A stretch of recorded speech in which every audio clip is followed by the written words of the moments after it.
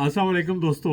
America से जावेद राठौर हाज़िर हूँ और मेरा आज का ये वीलाग तीसरी दुनिया के छोटे ममालिक बिलखसूस पाकिस्तान के हुक्मरानों बल्कि पॉलिसी साजदारों और सियासतदानों अहले फ़िक्र अहले दानिश के लिए है। जैसा कि आपने देखा कि दुनिया में जिस तेज़ी से हालात बदल रहे हैं, जिस तरह एक मुल्क के सरबराह को अगवा कर लिया गया और एक दूसरे आज़ाद और ख़ुद मुख्तार मुल्क पर बग़ैर किसी वजह के हमला कर दिया गया, और जो ताकत का इस्तेमाल हो रहा है वो आपके सामने है। और अक़वाम मुत्तहिदा जो है वो एक अज़ू मअतल बनकर रह गया है।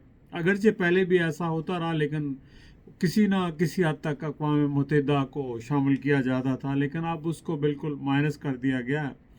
तो इसका मतलब ये है कि ताकत का मुज़ाहरा हो रहा है, और ज़ाहिर है कि ये ताकत का मुज़ाहरा अभी तो उस ताकत की तरफ से हो रहा है जो इस वक्त दुनिया की वाहिद सुपर पावर है। लेकिन हालात बदल रहे हैं और बहुत सारी पावर जो है वो ग्रो हो रही हैं, वजूद में आ रही हैं, और ये मुज़ाहरा उनकी तरफ से भी हो सकता है। तो इसलिए मेरा ख़्याल है ज़रूरी है कि छोटे ममालिक और बिलखसूस पाकिस्तान को दीवार से परे देखना है और आइंदा 10, 20, 50 साल के हवाले से प्लानिंग करना होगी।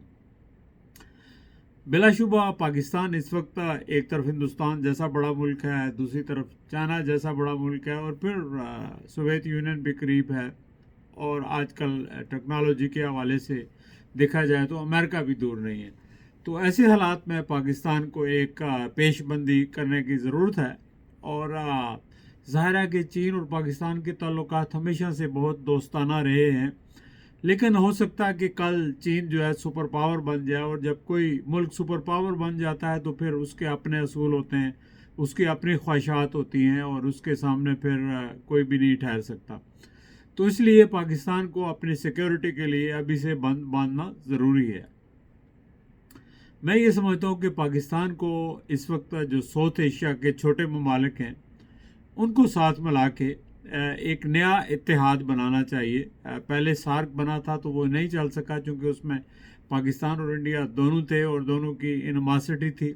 लेकिन हिंदुस्तान के अलावा बांग्लादेश और बाकी जो श्रीलंका है, मालदीव है, नेपाल है, उन मुल्कों को शामिल करके पाकिस्तान एक इत्तेहाद की बुनियाद रखे, और जिसका बुनियादी मकसद जो है सिर्फ़ और सिर्फ जो है वो एक म्यूचुअल कोऑपरेशन और डेवलपमेंट हो, और फ़िलहाल उस पर डिफेंस की बात ना की जाए।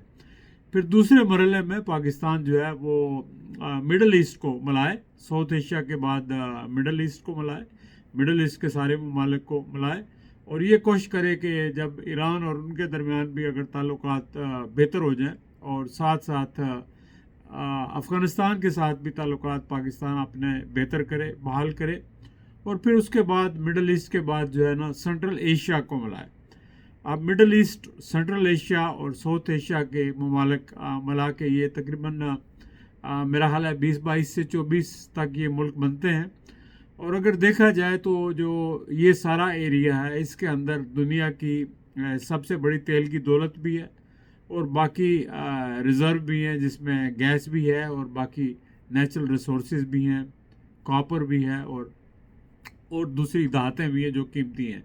तो ये सारा खित्ता जो है फाइनेंशियली बड़ा स्ट्रांग हो सकता है, और ये 20-22 मुल्क जो है वो अपने अंदर अगर इत्तेहाद पैदा करें, और ये इत्तेहाद म्यूचुअल डेवलपमेंट के लिए हो, कोऑपरेशन हो, बिज़नेस प्रमोशन के लिए हो, और फिर वक्त के साथ साथ ज़ाहिर है कि जब इनके दरमियान अंडरस्टैंडिंग डेवलप हो जाएगी तो फिर ये अपना डिफेंस पैक्ट भी कर सकते हैं।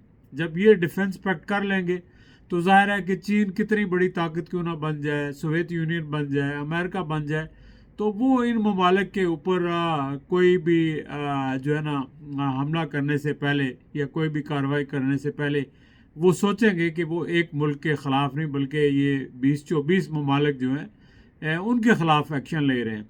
तो मेरा ख़्याल है कि अभी जो हालात बन गए हैं, तो इस वक्त ज़रूरी है कि दुनिया के अंदर जो है ना ये दो बड़ी सुपर पावर के अलावा जो है और भी मुख्तलिफ़ किस्म के इत्तेहाद बने। इसी तरह افریقہ کے لوگوں کو بھی بنانا چاہیے، ساؤتھ امریکہ کے لوگوں کو بھی بنانا چاہیے، یورپ کا آلریڈی بنا ہوا ہے. تو یہ چھوٹے چھوٹے جب اتحاد بن جائیں گے، آپ اپنے اپنے علاقوں کو ڈیفینڈ کریں گے، اپنے اپنے مفادات کو ڈیفینڈ کریں گے. اور پھر دیکھیں جو ملکوں کے درمیان اختلافات ہوتے ہیں بارڈر لائنز کے اوپر یا کچھ اور، تو وہ اختلافات یونائٹڈ نیشن جو ہے نا وہ حل نہیں کروا سکا، اور بڑی طاقتوں کا اس میں انٹرسٹ بھی نہیں ہوتا.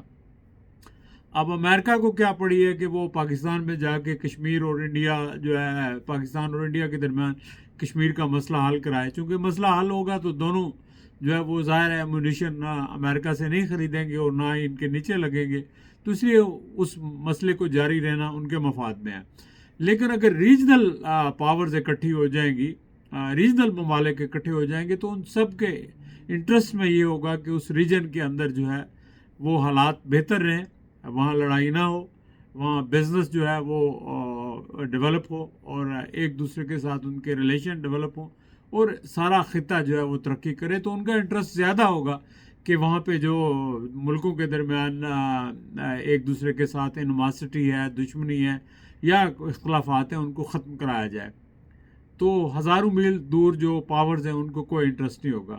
تو میں سمجھتا ہوں کہ وقت جو ہم نے وقت سے جو سیکھ رہا ہے اور سیکھنے کی ضرورت ہے وہ یہی ہے کہ اس وقت جو ہے ریجنل پاورز کا، یعنی جو اتحاد ہیں، ریجنل الائنسز کا بننا بہت ضروری ہے. اور پاکستان اگر اس میں انیشیٹو لے گا تو ظاہر ہے پاکستان کا لیڈنگ رول ہوگا.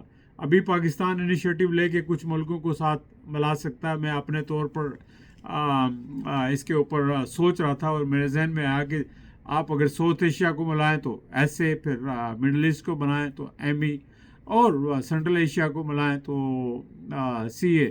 تو یہ یعنی ایک سمکا کے نام سے ایک اتحاد بن سکتا ہے اس سارے 3 ریجنز کا، ساؤتھ ایشیا کا، مڈل ایسٹ کا اور سینٹرل ایشیا کا. اور موسٹلی اس اتحاد کے اندر لوگ زیادہ ڈومینیشن جو ہے وہ مسلمان ممالک کی ہے. لیکن میں یہ نہیں کہتا کہ یہ اتحاد جو ہے صرف مسلمانوں کے نام پر بنے یا مسلمان ممالک کے لیے بنایا جائے، بلکہ یہ بزنس ڈیولپمنٹ کے لیے ہو، معیشت کی بہتری کے لیے ہو، انسانی فلاح و بہبود کے لیے ہو، اور ریجنل اسٹیبلٹی کے لیے ہو. اور اس میں جو دوسرے ممالک بھی آتے ہیں چاہے وہ کسی بھی مذہب سے ہیں، ان کو بھی شامل کیا جائے، اور تاکہ آپ اپنے آپ کو تیار کر سکیں کہ کل اگر مشکل حالات ہوں تو آپ اپنے آپ کو ڈیفینڈ کریں. تو یہ ایک میرا نظریہ ہے، میرا آئیڈیا ہے. میں نے محسوس کیا کہ یہ وقت کی ضرورت ہے اور اس کے اوپر کام ہونا چاہیے. تو امید ہے کہ پاکستان کے پالیسی ساز ادارے اور جو انٹلیکچوئلز ہیں وہ اس کے اوپر غور کریں گے اور کنسیڈر کریں گے کہ کیا ایسی کسی چیز کی ضرورت ہے.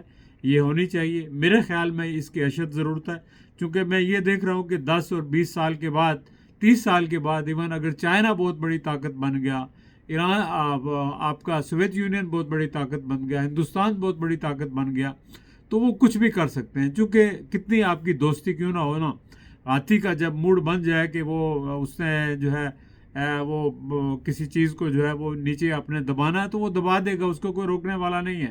ابھی آپ دیکھ لیں کہ امریکہ کی کیا صورتحال ہے. جب چاہے وہ جو چاہے وہ کرتا ہے. کیوں کرتا ہے؟ کہ اس کے پاس پاورز ہے. تو پاور کے اپنے ڈائنامکس ہوتے ہیں، اپنے اصول ہوتے ہیں.